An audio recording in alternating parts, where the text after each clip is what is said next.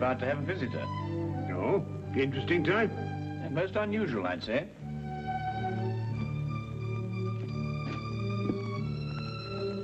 I don't see anyone. My dear Watson, the street is hardly deserted.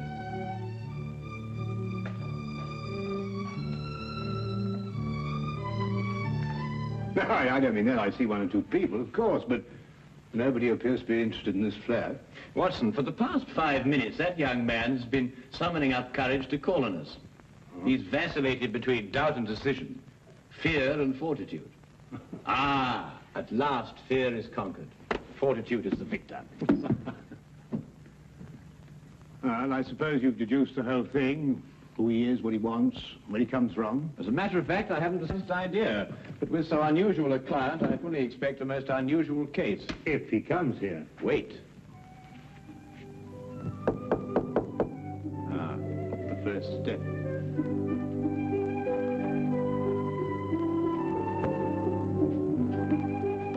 Is this Mr. Holmes' flat? It is. Won't you come in?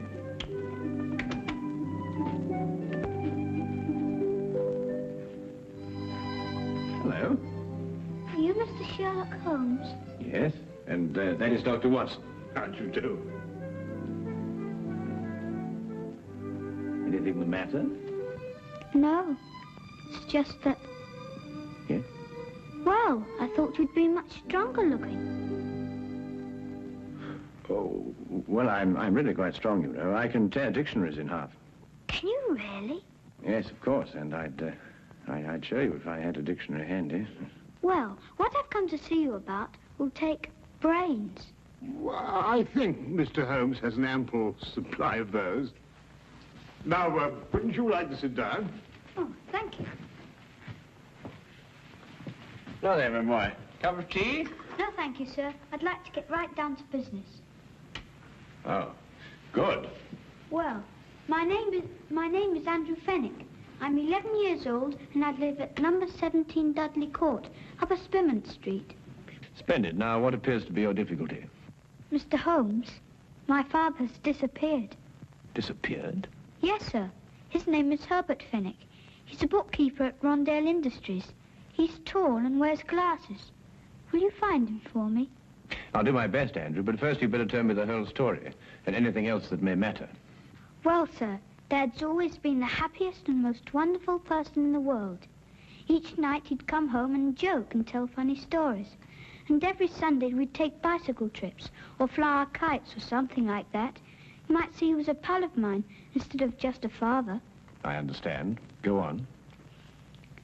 Well, sir, starting a few months ago, Dad began to act in a very peculiar manner. You mean he stopped being your pal?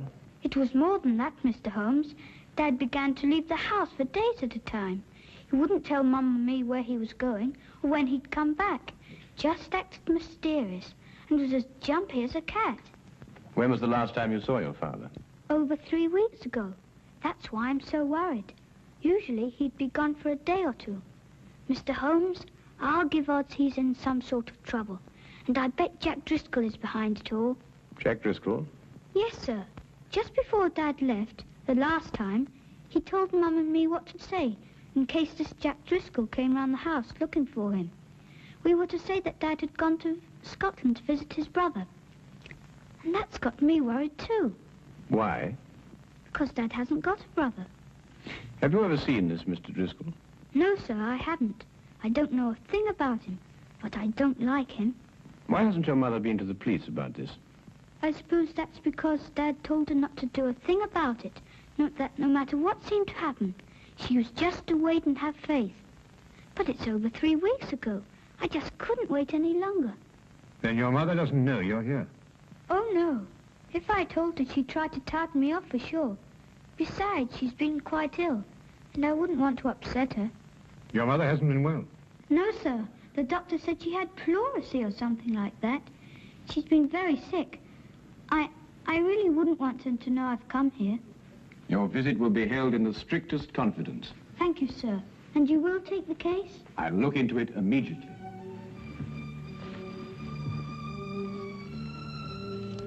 I hope this will be enough to retain your services. Oh, well, no, that won't be necessary, Andrew. But I insist. It's £2 6 shillings. It's all my own money, and I saved every bit of it. Now, I think you'd better hold on to it. Perhaps you can do me a good turn someday. No, sir. A business deal is a business deal. Pay on the line and no welching on depths, I always say. Very well, Andrew. It's a deal. But £2 6 shillings is far too much. I'll settle for £1. Really? £1 enough? Quite enough, Andrew. Thank you. Thank you, sir. I'll let you know as soon as I hear anything, Andrew. Goodbye, my boy. Bye, sir. Well, Watson, we'll find that boy's father if you have to search every gambling den in England. Gambling den? Yes, didn't you notice his clothing? Well, I suppose so. Nothing extraordinary there. On the contrary. The shoes were most expensive, but the coat was threadbare. The trousers came from the best haberdashery, and the cap was ancient, attesting to the father's streaks of good luck and bad luck. Yes, but that's not sufficient evidence to label Fenwick a gambler. Quite right, but there were other indications. Young Andrew's speech, if you may recall, was sprinkled with the peculiar jargon of the gambler. Such terms as touted off, I'll give you odds, and welching on a debt. The boy obviously learned from his father. I see. Further, I'd say the man's mysterious trips were to various sporting events held outside of London. Horse races, dog races, and so on. Yes, Holmes, but why should an apparently contented man like Fenwick suddenly turn to gambling? Well, my guess is that the mother's serious illness created a heavy drain on Mr. Fenwick's slender financial resources. He probably hoped for the gambler's classic killing. Well, Holmes, you've certainly answered everything. I'm afraid not, Watson. 2 questions yet remain unanswered. Where is Mr. Herbert Fenwick? And who is the shadowy Mr. Jack Driscoll? Where to, Holmes? To Inspector Lestrade's office. In this particular case, he may be just the chap to help us. Now, that's what a gambler would call a long shot.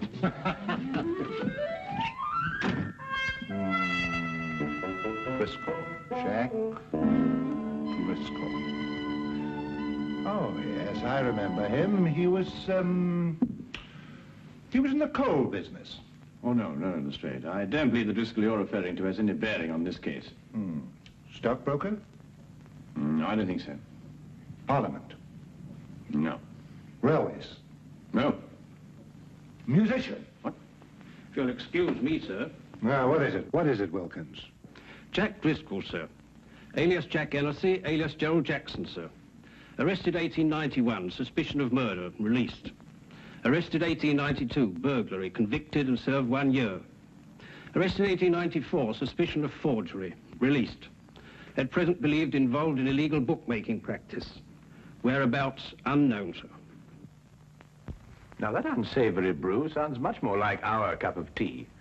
Tell me, Lestrade, in which of the various sporting spheres is Mr. Driscoll most active?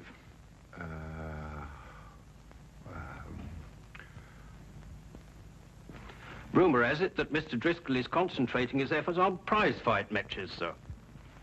Well, thank you very much for your assistance, Inspector. And you too, Wilkins. Good afternoon, gentlemen. Well, if I know you, Holmes, I suppose now we'll be attending a prize fight. Quite right, Watson. This very evening, hulking Harry Thornton meets Powerhouse Percy O'Noonan at Londonderry Gardens. Powerhouse happens to be a personal friend of mine. You know a fighter personally? My dear fellow, I once blackened his eye for him.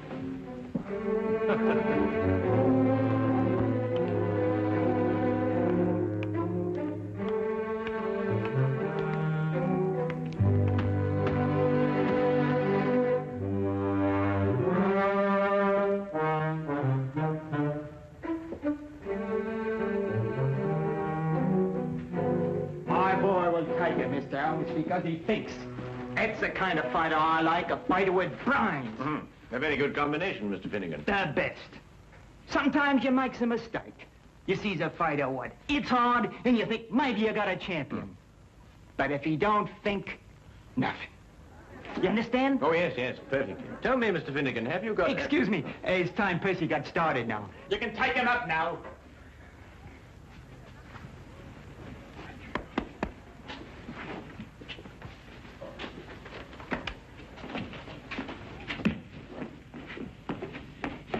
Brains? Oh, no, Watson, just a comparative judgment, you know. Well, I'll have to say goodbye to you now, Mr. Holmes, but thanks for dropping in. Not at all. Your boy was highly recommended to me. Who told you about him? Herbert Fenwick? Who? Herbert Fenwick. Herbert Fenwick? You know him? Of course. I was just saying that. Excuse me, Mr. Holmes, I've got to be going now. Curious reaction. Perhaps not so curious, Watson. The proper use of that name may open several tightly barred doors. Proper use? What do you mean, Holmes? Well, if I'm correct, you'll soon see for yourself. Just let's continue to drop the name.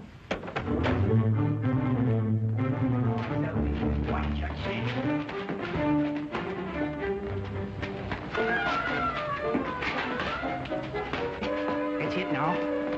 Hold it. Hold it. Keep your eyes open. Right. Right. Right.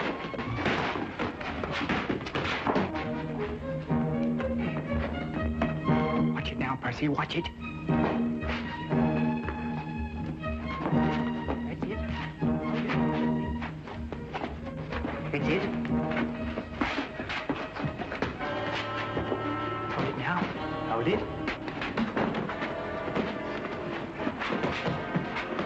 That's right. Keep your eyes open. Keep your eyes open. Now!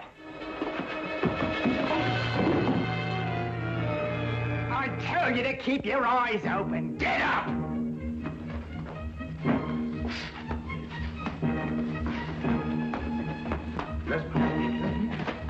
Good old Herbert Fenwick. I must remember to get his advice on next week's card. You know, it's a pity poor old Bert Fenwick couldn't come with us this evening. Yes. Do you know what old Herbert Fenwick told me this morning? No, what did Herbert Fenwick tell you this morning? Did you hear that? You know, Watson, it's not every day you can meet a man who'll give you insight. Sounds like just what Driscoll's been looking for. I told you that they committed. You remember I said... What are you waiting for? Oh, that we met a chap like... Don't like taking them either. They might get roughed a bit later, then somebody says they saw him leave with us. Do you think the street would be any better? You know him? Mr. Holmes, the big one is. He knew Percy. Didn't catch the other bloke's name, but he looks like a fighter I used to know. Got the sack for using unfair tactics. I figured he was a bad one. Got a nasty look about him. Well, if he tries anything, don't expect any Marquis of Queensberry out of him. Use some of your own tactics. Righto. Get to it now before the Upton leaves. Let him know we mean business right from the outset. Stand by, Watson. I think we shall have company in a moment.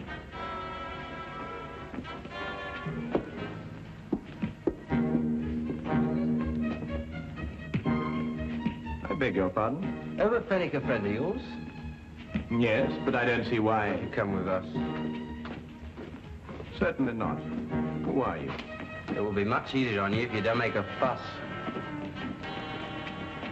Where are we going? To see a gentleman who would like to talk to you about Mr. Fenwick.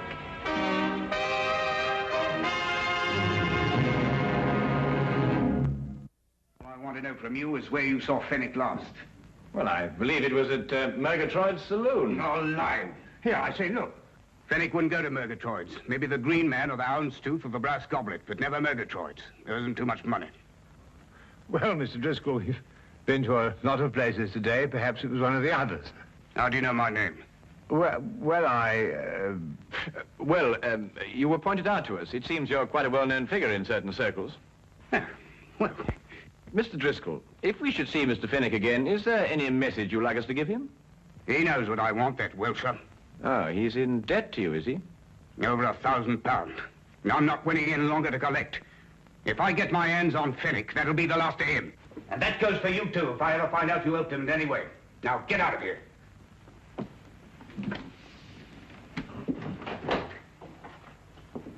Good evening, gentlemen. People just don't have any manners anymore. And this is not the time to instruct them. Come, Watson. Well, I only hope we're going to a place where they appreciate proper behavior and the finer things of life.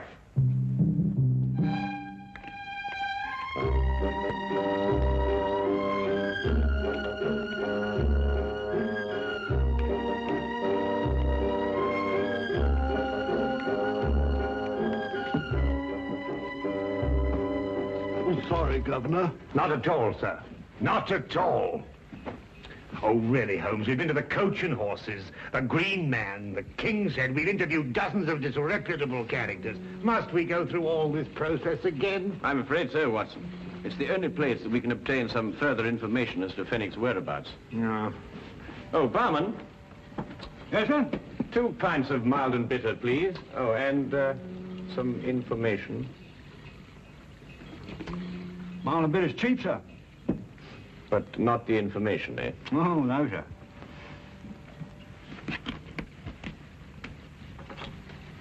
Herbert Fenwick. Oh, him, poor chap. What do you mean? It was along here not a few weeks ago. We were talking confidential like. Told me he booked a passage to America. Too bad he won't be able to use it now. Oh? Why not? Me say you haven't heard. No. Fenwick's dead. Suicide a few hours ago. But how? Where? He rented a room not far from here. And he went down to the Thames and threw himself in. Left a note saying he was in trouble, couldn't go on. Let's see. Have they found his body? Oh, no, not yet. Only his hat floating in the water. Poor chap, wasn't a bad sort of a chap, you know, but gambler. Had a run of bad luck. Come, Watson, we must hurry, or Fenwick's luck may turn from bad to worse. Bad to worse, he's dead.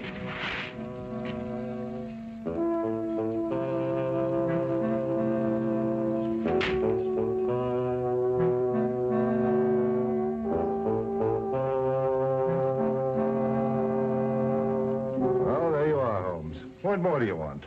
The body. Oh, we'll soon find that. There's no doubt about that. The river patrol's dragging the Thames already.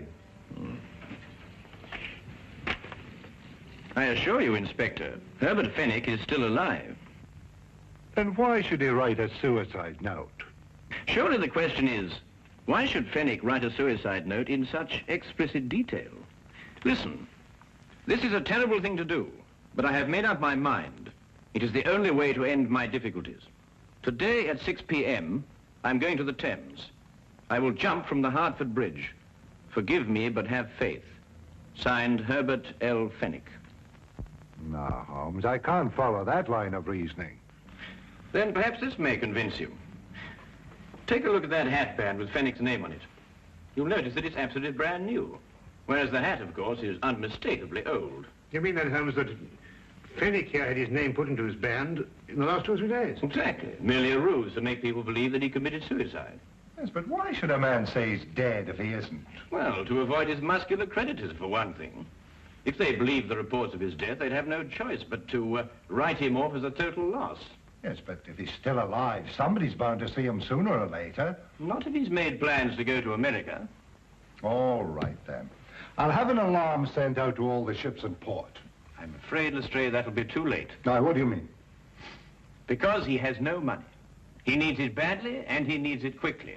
And there's only one way in which he can cover both his needs. What way is that, Holmes? Robbery. What, do you think he'd take the chance? Of course he would. Fenwick's desperate. And in any case, there's very little chance when one considers that no one would suspect a dead man of committing the crime. Now, Holmes, what am I supposed to do? Warn everybody in London that a robbery's going to take place? Oh, I wouldn't go as far as that, Lestrade. I judge that Fenwick will strike at one of 3 places. The Wagon and Horses, the Green Man, or the King's Head. I say, Holmes, how can you narrow it down to that? Because Fenwick can feel certain that everyone in those places has heard the news of his death. Therefore, no suspicion could be directed at him. I don't know why I let you talk me into these things. Then you'll assign men to cover the Wagon and Horses and the Green Man? Yes, yes. Good, but there isn't much time. You'll have to get on with it immediately. All right. You know, sometimes you're worse than the commissioner.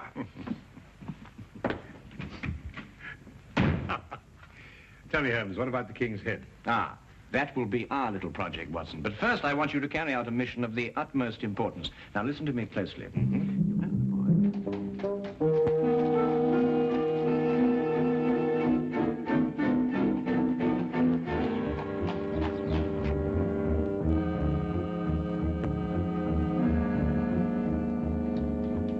Yes, I've seen him come and go. big and small, happy and sad. And I tends to my business and keeps my hands clean. Ah, well, that's a splendid philosophy. Yeah? It's getting near closing time. Oh, yes, so it is.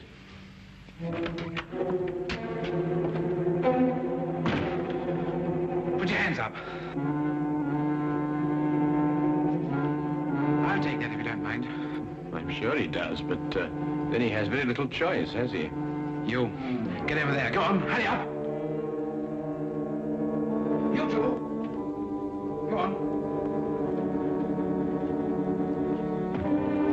I'm sorry, Holmes. We had a bit of difficulty again. Oh. Oh, no. I've got him, Fenwick. What? Brilliant job, Fenwick. Absolutely brilliant. Dad! What's the game? Let me go. Go on, sit down, you villain. Here, give me the gun. Come. No, not a word out of you. But I... Not a word. Dad, is it really you? Of course it is, Andrew. Your father has been working on a special assignment for the Secret Service. Haven't you? Oh, Andy, my Andy. Now, you don't need to say anything, Mr. Fenwick. Your behavior is the model of a hero. Oh. Take this man away. No, you listen to me. We'll have plenty of time for listening to you later. Well, who is he? What's he done? Who is he? Why, he's a spy working for a foreign government. Spy? Yeah. Foreign government? And these, Lestrade, are the secret documents he was stealing from our Navy. Hey, that's my account book. A likely story, indeed. Here, let me see them. No, Lestrade, you certainly can't see them. They're even too secret for you. In a half minute, Governor, there's been a mistake here somewhere. I'm just, Wilkins, do as Lestrade orders. Take this man away. Yes, Mr. Holmes. I'll be standing up behind the bar all day, or I'll be... you. know, wait a minute, let me say something. This is a crime. You see, Andrew, your father has been working on a most dangerous case. During the secret investigations, quite naturally, he couldn't tell you anything about his activities. However, I think that he can now remove his disguise. Yes, of course. Gosh, Dad, Mum and me were so worried. Your father is really to be congratulated, Andrew. You see, the Foreign Office chose him specially for this very important task because no one in the underworld would have suspected him of being connected with the law. Mr. Holmes, I don't quite know how to thank you. Well, Fenwick, now the job is done. Of course, you'll have to return to your old job and take up the strings of your old life again. But if I know you, you'll work hard, meet all your obligations, and carry on like the splendid citizen you are. That's just what I'm going to do. I'll never leave my family again. Then good night, Mr. Fenwick. And good luck. Come on, Andy. Let's go home. Oh, Andrew, I've just remembered something. Here's your pound bag. Golly. Come on, sir. Stray, I've just had a sudden thought. I think perhaps you'd better release that bartender. He must be getting rather upset by now. Holmes, either you've gone insane or I have. No more insane than usual. After all, everyone is entitled to make a mistake. Scotland Yard does sometimes, you know. I'm at least entitled to one. Good night, Inspector.